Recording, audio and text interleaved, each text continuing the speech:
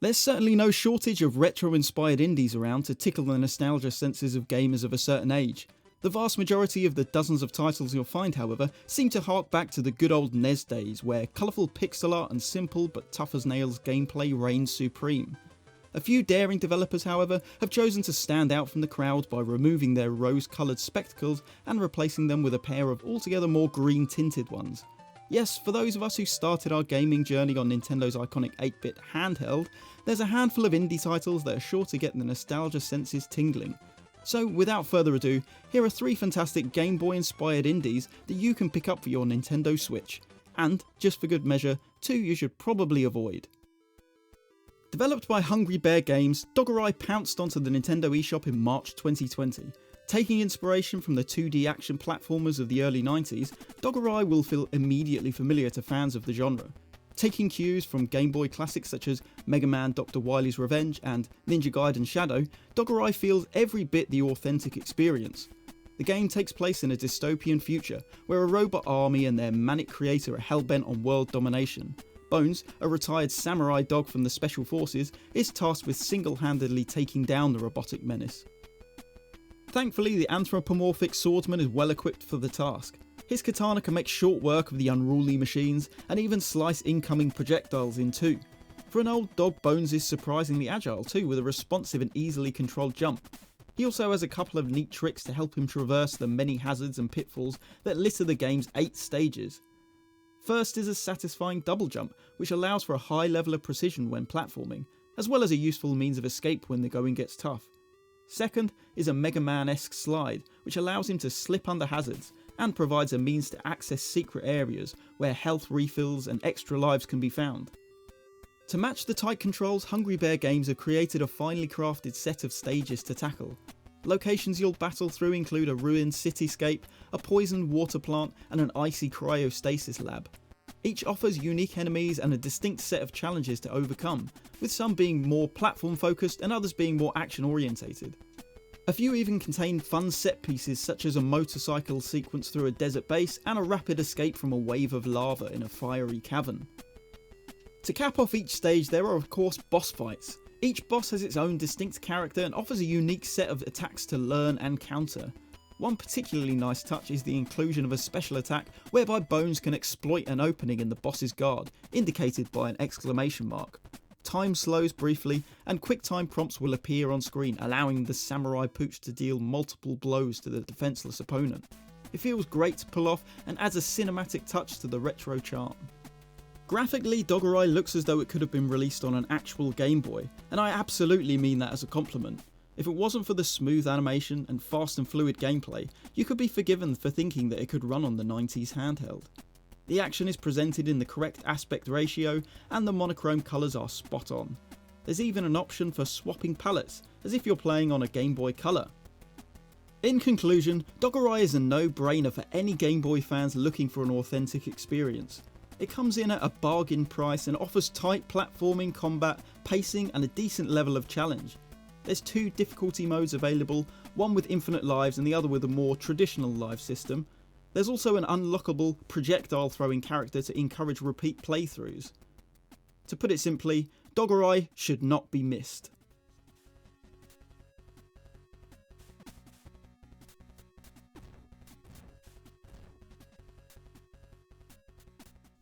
Released in June 2020 and developed by Oki Games, Pixboy is a snappy 2D platformer that offers multiple objectives for the game's 40 stages. The game uses a self-described 1-bit graphical style that makes for a simple but charming aesthetic.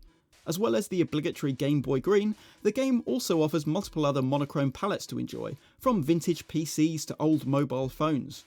The almost non-existent plot involves a Jekyll and Hyde-esque potion and some naughty dogs, but ultimately Pixboy is a game that gets straight to the point. The game contains 4 worlds, each with 10 stages to tackle. To finish a level, all that's required is to reach the exit, and whilst there are plenty of enemies, spikes and hazards in the way, doing so is never particularly difficult. Pixboy is easy to control and can dispatch enemies by jumping on them and by shooting them with his catapult. He also has a parachute which can be opened mid-jump to allow him to float over obstacles. To merely reach the end of the stage throughout the game probably wouldn't take very long, nor would it be very satisfying. The true joy and challenge in Pixboy comes from completing the game's 4 additional objectives. The first tasks you with collecting all the coins in a level. Some are deviously placed in hard to reach areas and others are hidden entirely.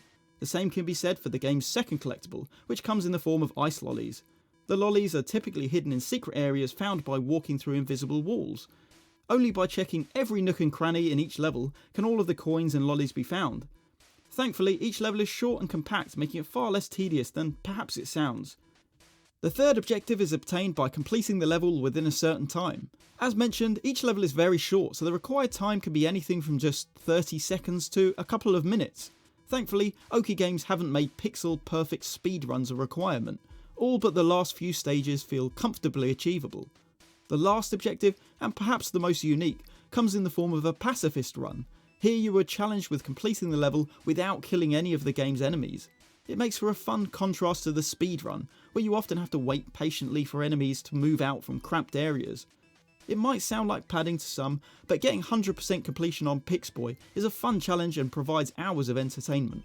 The game has great pick up and playability and is best played in short sessions. With a health bar and multiple mid-level checkpoints, Pixboy also feels less intense than many other similar games and provides a more charming, relaxing experience. Platform fans should definitely consider checking it out.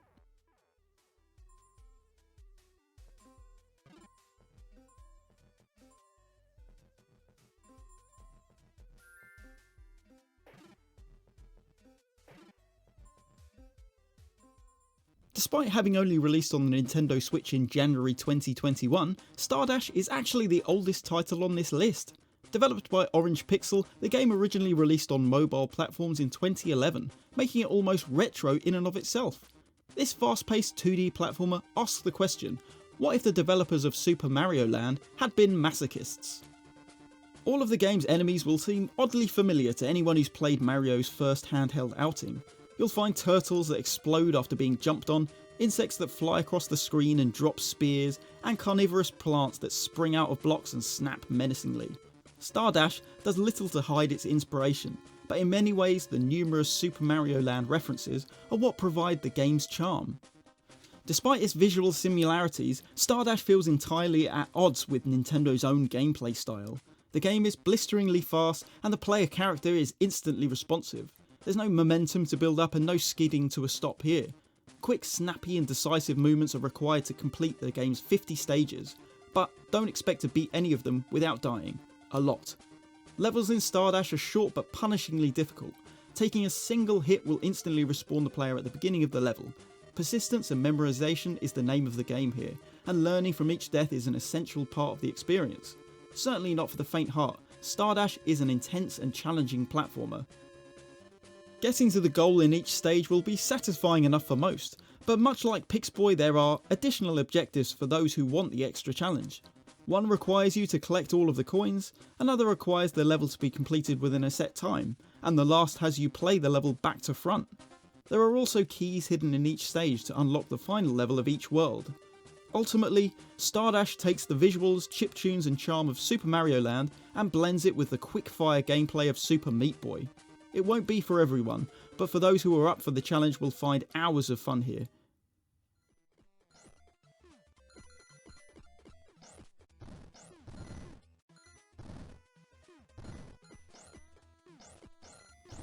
So, there you have it, 3 games that prove that 2 buttons and 1 colour are still plenty enough to have a good time. However, not every game with a green tint and a chiptune soundtrack is going to be a winner, so as promised, here are 2 games which fail to live up to the iconic handheld's reputation.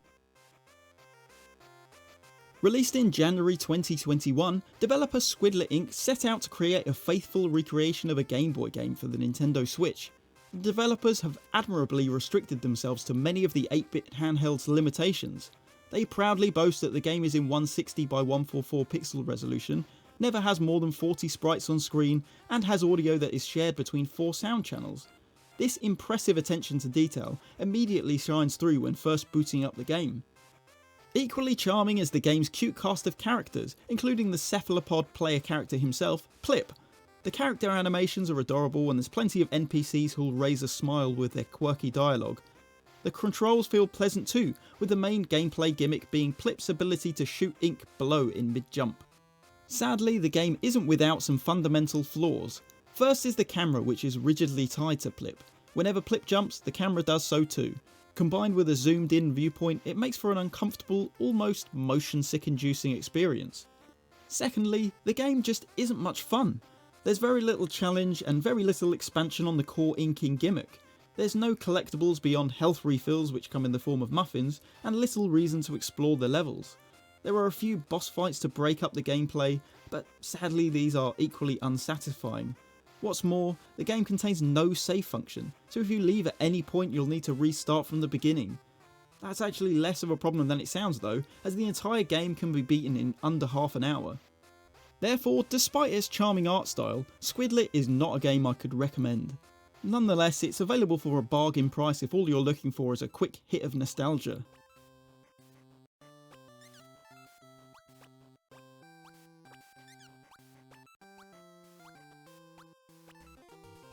Released in March 2019 and developed by Pigeon Dev, Awesome P was one of the first Game Boy themed indies to arrive on Switch. This simple platformer requires precision and patience throughout its 30 stages. Armed only with a double jump, the titular P's objective is simply to reach the end goal.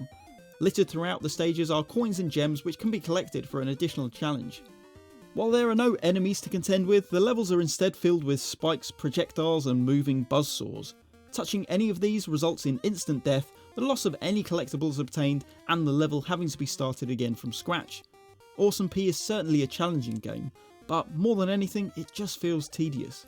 The levels often feel slightly too long for the punishing gameplay, and the player character's slow pace makes deaths feel frustrating. Combined with floaty, unsatisfying physics and uninspired gameplay, Awesome P sadly fails to live up to its name. Best avoided.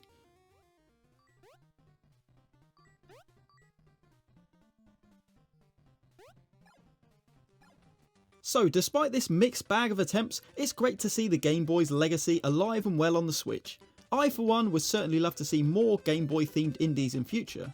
Now, all we need is for the Big N themselves to get in on the action and re-release some of their classic Game Boy titles. One can dream, eh? Thanks for watching, and let me know in the comments if you're planning on picking any of these titles up for your Nintendo Switch. See you next time, and take care.